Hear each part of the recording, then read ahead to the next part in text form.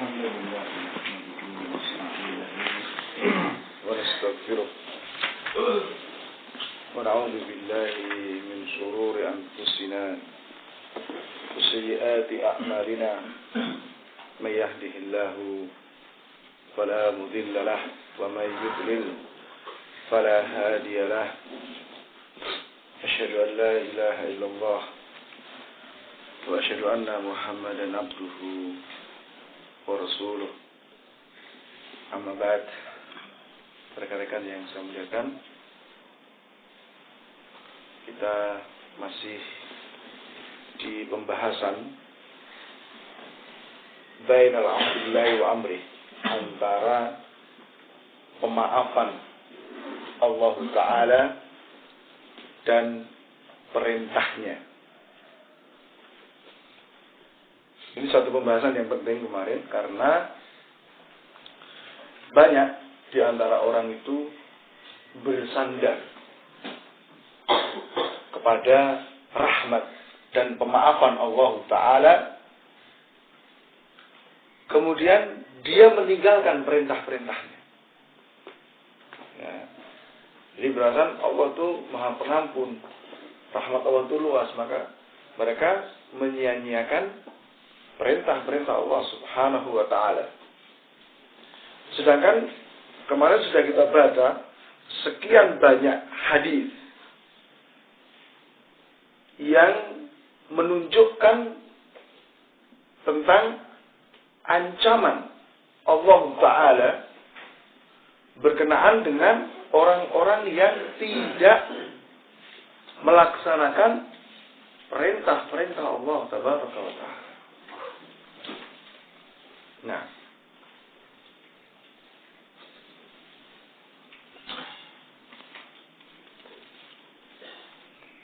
ya, maka kita harus hati-hati.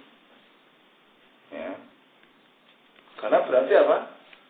Siapapun yang menyia-nyiakan perintah-perintah Allah, dia terancam dengan azab, hukuman dari Allah Tabaraka wa Ta'ala.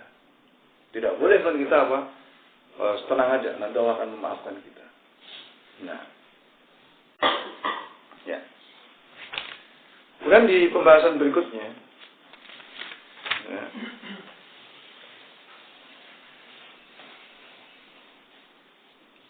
yaitu naqdu ahli al-iqtiraf, bantahan atau kritikan terhadap orang-orang yang tertipu.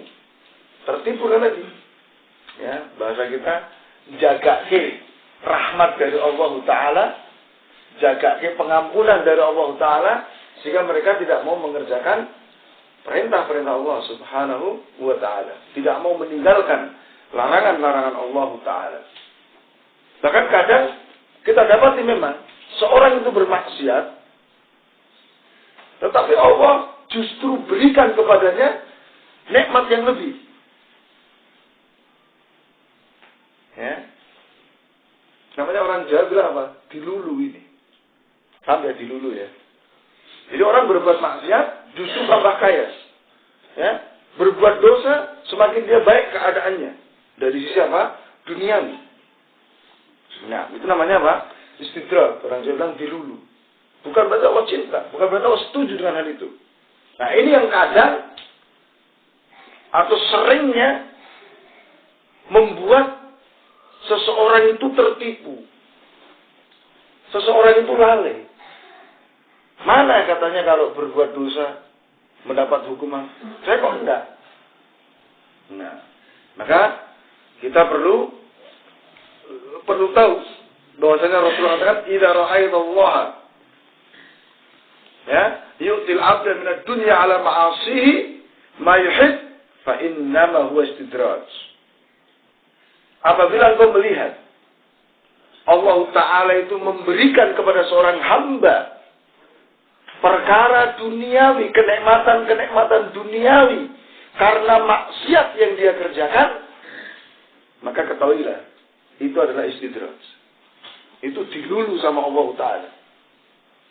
Nah, sehingga Ketika itu langsung nanti puncak-puncak kelalaian Allah azab dia sehingga dia tidak sempat untuk bertobat kembali. Nah, juga hadis lain Allah kabarkan lewat Rasulnya, Innallaha yu'tid dunya ma yuhibbu wa ma lam yuhib. Wa la yu'til imana illa man yuhib. Sesungguhnya Allah memberikan dunia itu kepada siapa saja. Kepada orang yang dicintai maupun yang tidak dicintai. Ya, ini kenyataan kan? Orang kafir kita dapati lebih kaya daripada kita. Nah, bahkan kalau kita lihat kemarin apa? Pengumuman orang terkaya sedunia. Itu ranking-rankingnya ya orang kafir-kafir. Ya kan? Orang yang paling kaya sedunia itu ya kafir, nomor 2 kafir, nomor 3 begitu. Mayoritasnya begitu. Akan tetapi Allah memberikan keimanan hanya kepada orang yang Allah cintai. Keimanan, keislaman Allah hanya berikan kepada orang yang Allah cintai. Ya. Maka di sini berapa banyak orang yang dijerumuskan oleh Allah Ta'ala dengan pemberian-pemberian nikmat dalam keadaan dia tidak sadar, dalam keadaan dia tidak mengerti bahwa ini adalah apa? Bentuk istidraj dari Allah Ta'ala. Berapa banyak orang yang tertipu karena Allah menutupi kejelekan-kejelekannya dalam keadaan dia tidak sadar. Nah, berapa banyak orang yang terfitnah dengan pujian manusia dalam keadaan dia tidak mengetahuinya. Nah, maka kita harus terus waspada. Hati-hati. Ya, kita menyia-nyiakan perintah Allah, kok dapat pujian, kok dapat nikmat. Nah, ini hati-hati. Nah, kita tidak boleh menjadi orang yang tertipu. Kemudian wa'adhamun nasi ghururan man iqtarra bid-dunya wa ajilaha wa atharaha 'ala al-akhirah wa radiya fiha min al-akhirah. Orang yang paling tertipu, ya, orang yang paling tertipu adalah orang yang tertipu dengan dunia, dengan apa yang ada padanya saat ini, sehingga dia lebih mengutamakan dunia daripada akhirat.